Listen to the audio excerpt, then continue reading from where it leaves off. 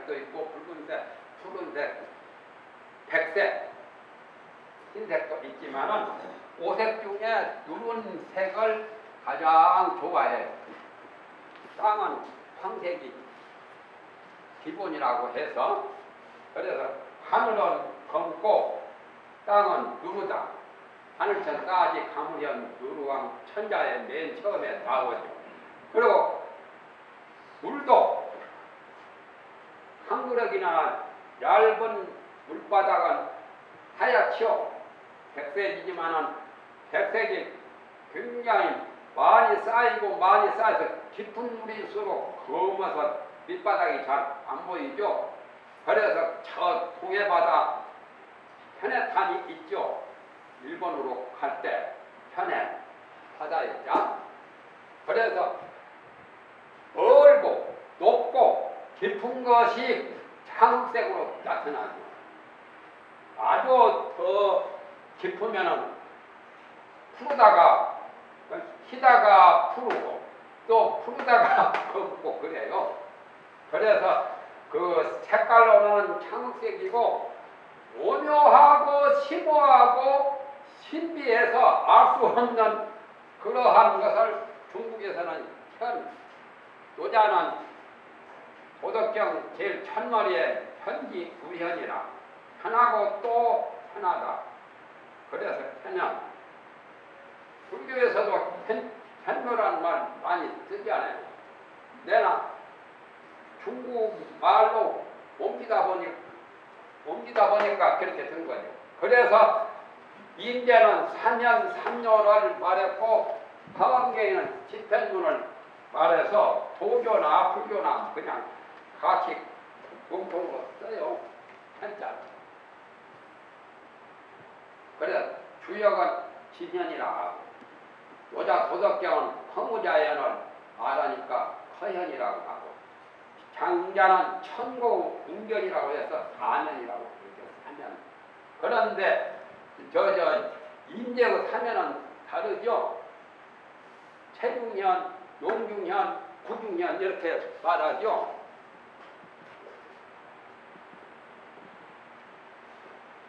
인제 스님도 이 사면을 썼어.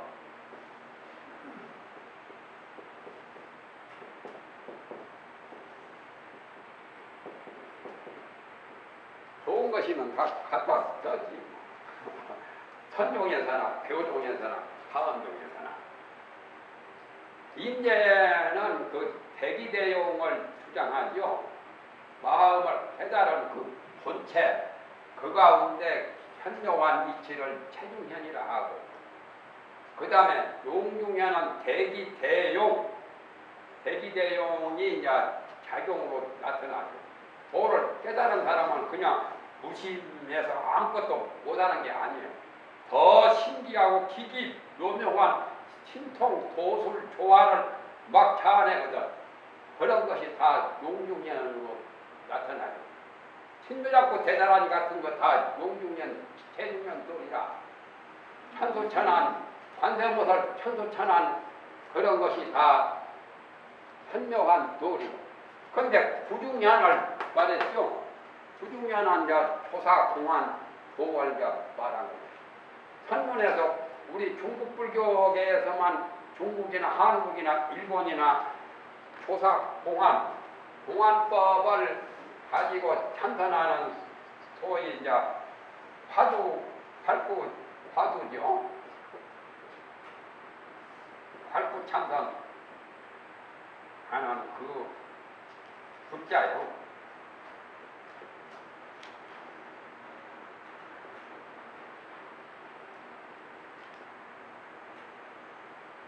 그래서 구중년을 말해요.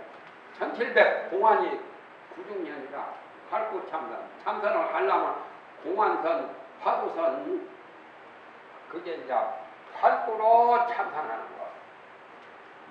활구 반대는 사구가 있죠. 죽은 놈용한 설모가 없지. 살아있는 그런 살아서 활발발해서 살아서 움직이는 요용을 나타내는 그러한 참선이라야 활구 참선이지 활구참선은 사량 개교 의식을 떠나서 하는 것이 그게 활구참선이고 사구는 의리로 설명하고 분별하고 분석하는 것은 다 사구다. 사구를 알아봤자 자기 발등에 불도 못 끈다는 거예요.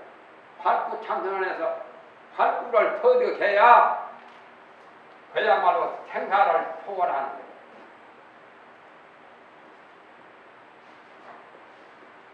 초월 생사 활구참선은 그래서 생과 사를 초월해서 활구참선을 함으로써 인천의 사초가 되고 또는 불조의 스승도 된다. 활구참선이 특색이 있죠. 인도에서는 그러한 법이 경전에는 안 나오거든요. 하원경에서 무기법이라고 나오는데 무기법은 의심을 무기라고 했어. 의심하는 거. 그런데 활구참선에는 의심을 가져야 제대로 화두를 모르니까 의심하고 또 의심해서 딴 생각 없이 일념으로 의단이 통로 의심덩어리가 불덩어리처럼 온 천지를 다 불태울 수 있는 불덩어리와 같이 의심 하나뿐 화두 하나. 그렇게 공부를 해가면 사구참선이 아니라 활구참선이라. 대의지하에 피로 대워라. 크게 의심을 해야만 크게 깨달음을 얻는다. 대의지하에 피로 대워라. 반드시 크게 깨달음이 있다. 이게 이제 조사 공안선의 가장 생명이다. 대의를 해라. 크게 의심하라. 대의지하에 피로 태워라. 활구참선. 해보면은 그게 더 말세 중생한테는 사량, 분별, 여러 가지 그런 그 복잡한 생각이 부글부글 막 일어나는 데는 그거 놓기는 방법이 그 큰 의심을 가지고 공부하는 게 진짜로 좋아요. 내가 해보니까 그런 걸 느끼겠어요. 그렇다면 내가 뭐 조주같이 누구요? 마조선생님처럼 그렇다는 것은 아니고 그러나 그렇게 체험을 통해서 보니까 과연 하원경에서는 무기법이라고 했지만은 이 참선 공안선을 하는 데는 의식이 가장 좋다고. 하원경에서는 의심하는 것을 의를 무기법으로 이렇게 규정을 했어요. 그러면 그하고 좀 성질이 다르고 무엇을 하든지 꽁 잡는 게 매거든. 어떻게든 꽁 잡는 게 좋은 것까지 가령 돌을 던져서 잡든지 총을 쏘아서 잡든지 홀치를 가지고 꽁을 잡든지 꽁 잡는 게 매라구만 속담처럼 어떻게든지 생사 타파하는 게 목적입니다. 그래서 말세 중생들한테 필요한 그런 편법을 제시한 것이 그 조주 이후로 그 우리나라 고려 때도 전부 다 참선법이 공안선과 화두. 그래서 진각국산이 보도국산이 다. 그런데 내가 우리나라 조사 어록을 보니까 보도국사나 진각국사나 또 함어스님이나 화산대사 내놓고는 다른 어록이 지저분해서 정말은 볼 가치가 조금 부족하더라고. 그런 스님들은 그래도 손색이 없어. 진각국산이 예를 들면 보도국산이 나홍 스님이니 또 누구야 함어 스님이니 허산대사 아니야. 깊은 데는 그저 그렇더라고. 그마치 말대로 내려오면서 법이 약해진 거야. 확철대오해서 법문을 하는 것도 나름대로 이제 근기가 좀 낮은가 봐. 내가 볼 줄 몰라서 그런 거는 몰라도 그런 보살 어록을 볼 때도 그런 느낌이 있더라고.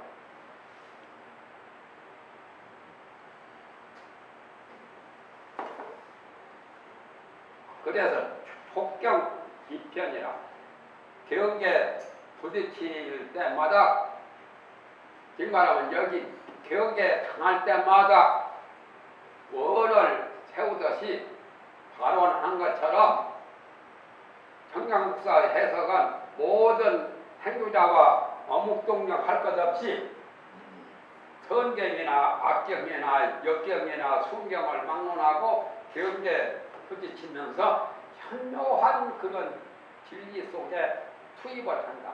사모처 통달한다 그 말이에요. 들어간다 그 말이에요.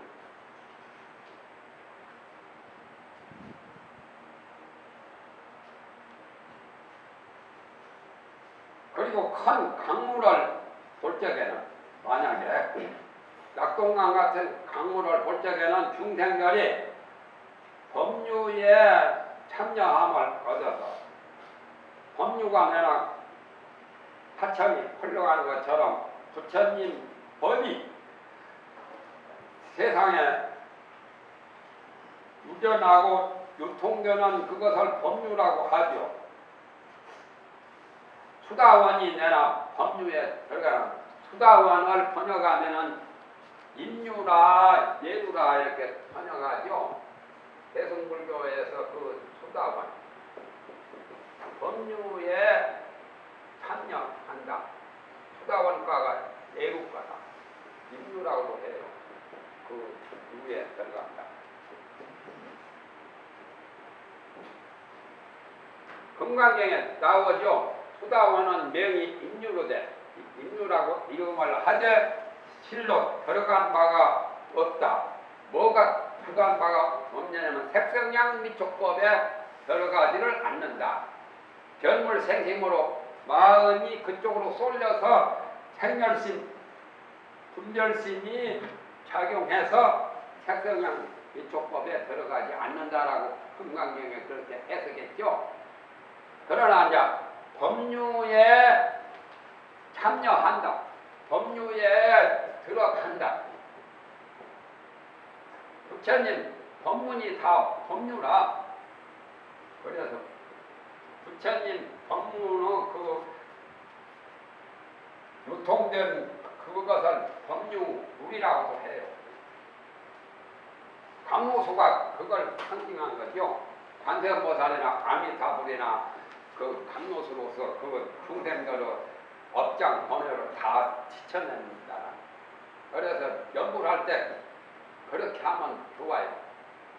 연불이 지겹고 좀 똑같은 것을 반복하고 하니까 좀 지겹기도 하고 처음에 할 때는 시간이 지루하고 잘 걸맞지 않죠. 그럴 때는 그걸 병행하는 법이 있어요. 병행하는.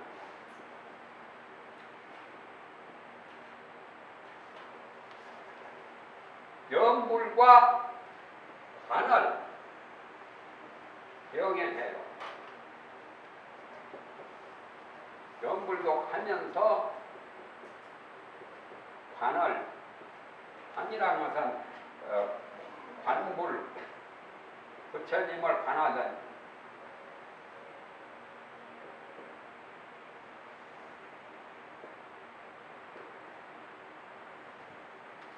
그러면 더 똑같습니다. 그건 경중경이라는 그 책에 그 말이 나왔구만. 내가 해보니까 그렇게 나는 그걸 꼭꼭 한 번씩 내가 해봐요. 한 번뿐 아니라 여러 번 나도 해봐요. 그래야 내가 실제로 느낀 바가 있잖아요. 체험을 해야 되니까. 나는 그 전에 부자가 독하다고 해서 부자를 일부러 먹어봤어. 봄철에 보면은 대구 저 이설산 쪽에 부자가 많이 나 있어요. 천남생이라고 남생이라고 해요.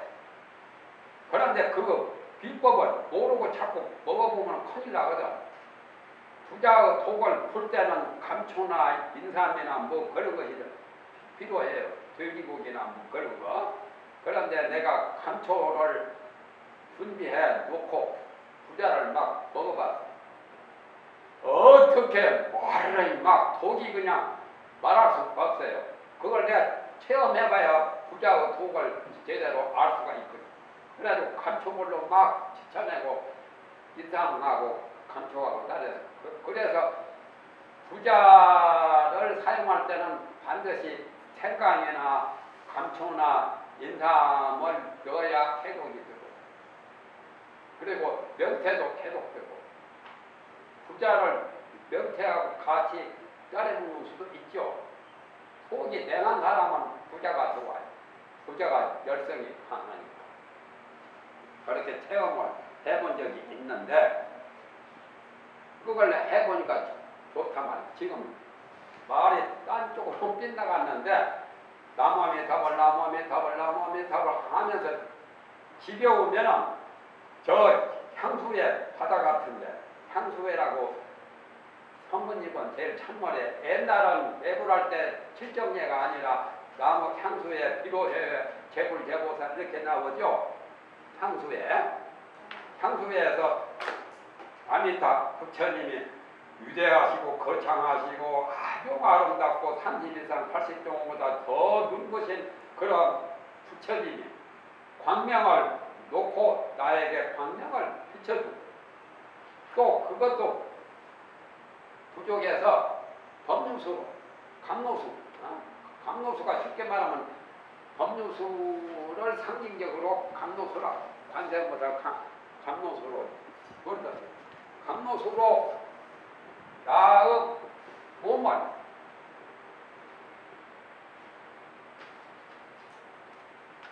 나 머리 위에서부터 몸을 깨끗이 씻어주는 그런 관을 해요. 연구라면 그 두 가지를 한목에 하면은 훨씬 효과적이더라고요. 내가 해보니까 그래요. 그러니까 감로수가 바로 여기서 말하는 법륜수나 같은 거예요. 부처님 법은 우리라요. 그리고 옛날 참법에 자비참이라고 있죠. 자비참법이 양무제가 만든 거요. 그 예참할 때 자비참법 그 책이 있는데 거기에 자비수 불보살의 그 자비한 법력 그 물을 자비수라고 그래요. 자비로 참여하는 것은 자비 참법이고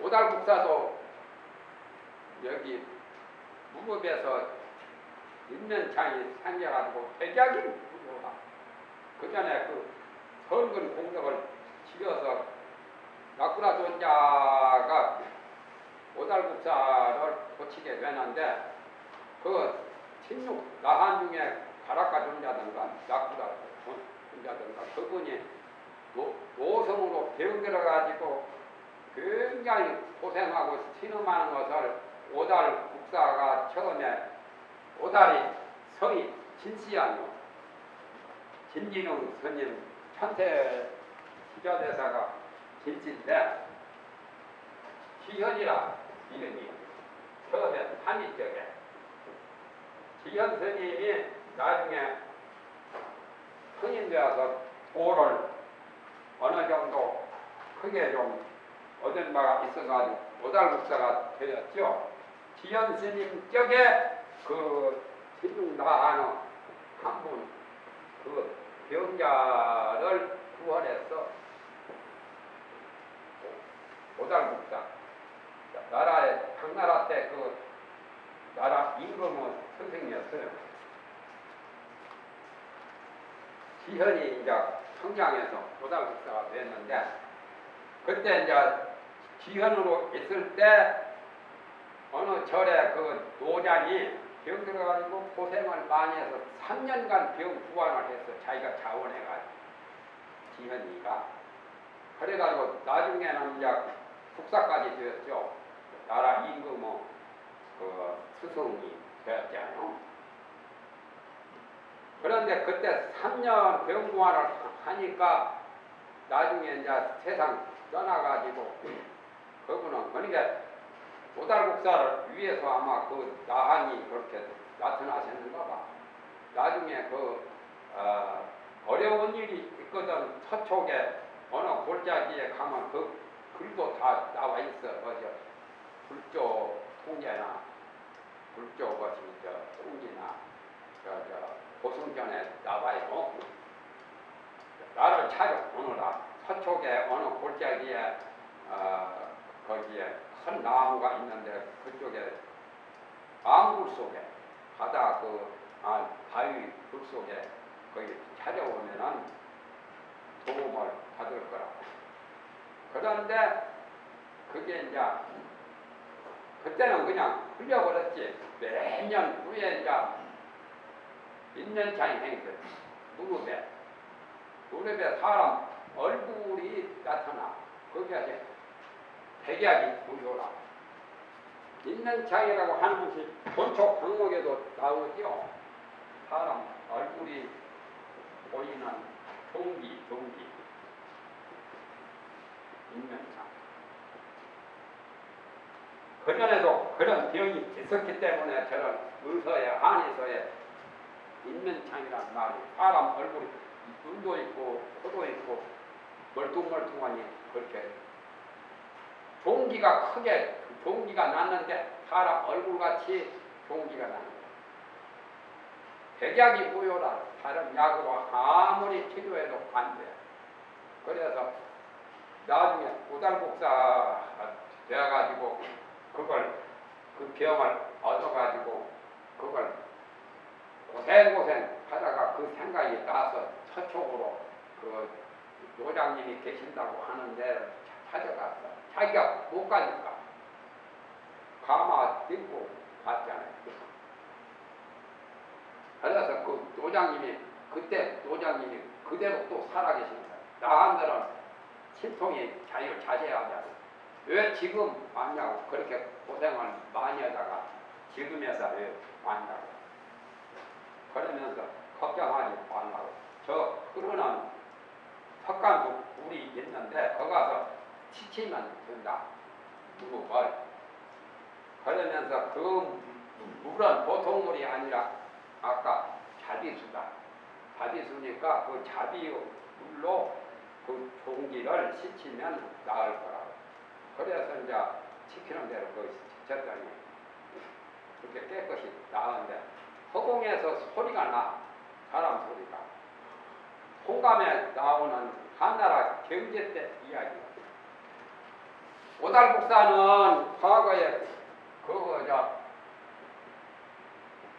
원앙이라는 사람이었어. 원앙이라는 그 사람으로 태어났죠.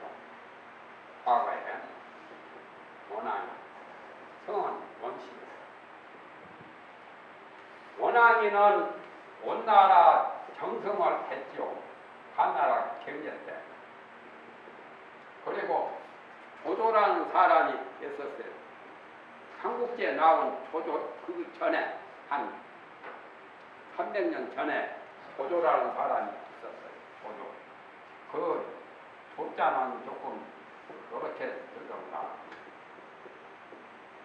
이걸 발음을 뭐라고 국어조자 보왕 대신 그 자를 드리기도 하고 조자를 드리기도 하고 보왕 대신 조자 있죠. 이건 놓아두고 그냥 조조라는 사람. 조조는 한나라 경제 임금의 비서라. 비서. 한나라 경제가 한무제 그 한사군 설치하는 한무제의 아버지가 경제 아들이 한무제라. 그런데 조조라는 사람은 아는 게 많았어요. 굉장히 사람이 뛰어나고 지식이 훌륭했어요. 그래서 나라 임금이 별명을 진왕이라고 했어요. 지혜의 주머니라고. 주머니란 자. 그런데 온나라 정성을 하던 이 원한이를 둘이가 평소에 못 좋아지는 거예요. 그런데 한나라 경제 때 한나라 통친들이 지방에 여러 왕으로 책봉해서 왕들이 이제 제후 임금들이 많이 했었죠. 열국시대 열국지처럼. 그런데 그때 모두 반란 사건이 일어났어. 그래서 경제가 그걸 골치가 아파서 어떻게 하면 저 반란을 진압할 수 있느냐라고 고심한 끝에 원왕이가 원나라 정성은 이제 한나라 경제의 동생인가 되는 그 원나라 임금 밑에 정성을 했는데 경제를 찾아왔어요. 경제한테 이제 변호를 하게 됐는데 그래서 경제가 여러 나라가 육국이 반란을 일으키니까 어떻게 하면 저 반란을 진압할 수 있느냐라고 원왕이 보고 물어봤어. 원왕이도 기상한 사람이거든. 지모가 뛰어나고 학식이야도 풍부한 사람. 그러니까 원왕이가 좌우에 있는 사람을 물리치십시오. 그러면 제가 말씀을 드리겠습니다. 그러니까 조조가 경제 옆에 있다가 그러면 잠깐 자리를 피해라고 그랬죠. 그럴 때 이제 조조는 저놈이 이제 나를 죽이려고 저렇게 좌우를 물리치려고 하는 겁니다 하고 안 좋게 보았는데 나중에 그 원왕이라는 사람이 경제한테 보고하기를 이 조조가 정치를 농락해서 여러 그 한나라 유방 그 밑에 자손들의 동친들을 세력을 약화시키려고 토지계획도 하고 뭘 많이 뺏었거든. 한나라 경제가 강한 나라가 천자 임금이 강한 나라가 되도록 그렇게 이제 모사를 해서 다른 나라 그 종친들의 나라 임금들은 전부 다 조금 손해를 많이 본 거지. 그래서 조조를 원망해서 저렇게 반란을 일으킨 것입니다. 조조 한 사람만 제거하면은 저 반란은 자동적으로 해소가 됩니다. 그렇게 보고를 하니까 한나라 경제임금이 좀 귀가 얇은가 봐. 한참 생각하다가 내가 한 사람을 밖에서 온 천하가 시끄럽고 이렇게 반란이 진압이 되지 않는 것을 그냥 과시할 수는 없다 해가지고 조조는 그때 교복을 입은 채로 가서 그냥 밖에서 참수를 했죠. 여러 시장 곳판에서. 그럴 때 조조가 앙심을 먹으라. 원왕이 때문에 자기가 죽게 되니까 세세생생에 저 원왕이를 보복을 하려고. 그런데 그 후로 원왕이는 죽어서 이제 불교가 들어오고 난 다음이라 한나라 명제 때부터서 이제 불교가 들어왔기 때문에 그 다음 생에 중이 되었어. 원왕이는 중이 되어가지고 수행을 잘하니까 도저히 원수를 갚을 수가 없다 그 말. 그런데 오달국사로 있을 때 그때